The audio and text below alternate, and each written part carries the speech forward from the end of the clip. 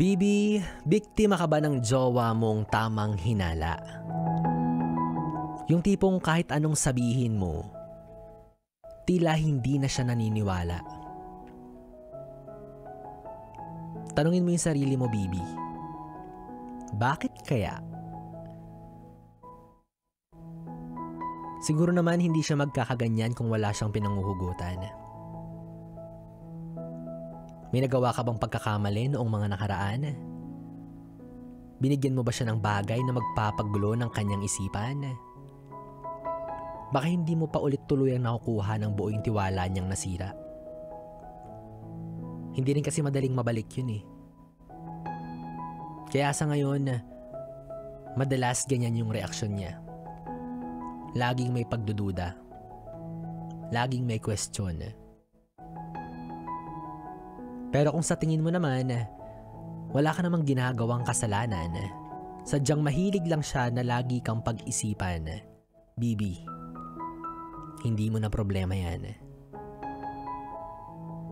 Hindi ikaw ang may kailangang i-adjust. Sa relasyon, dapat dalawa kayong gumagawa ng paraan para maging smooth ang lahat. Hindi pwedeng yung nararamdaman niya lang yung lagi mong isa sa alang-alang. Paano ka naman, di ba? Na wala namang ginagawang masama pero laging pinagbibintangan.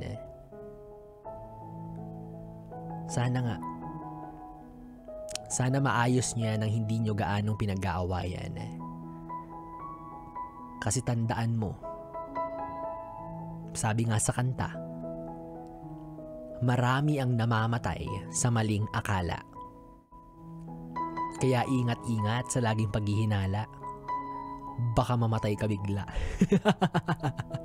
Charot.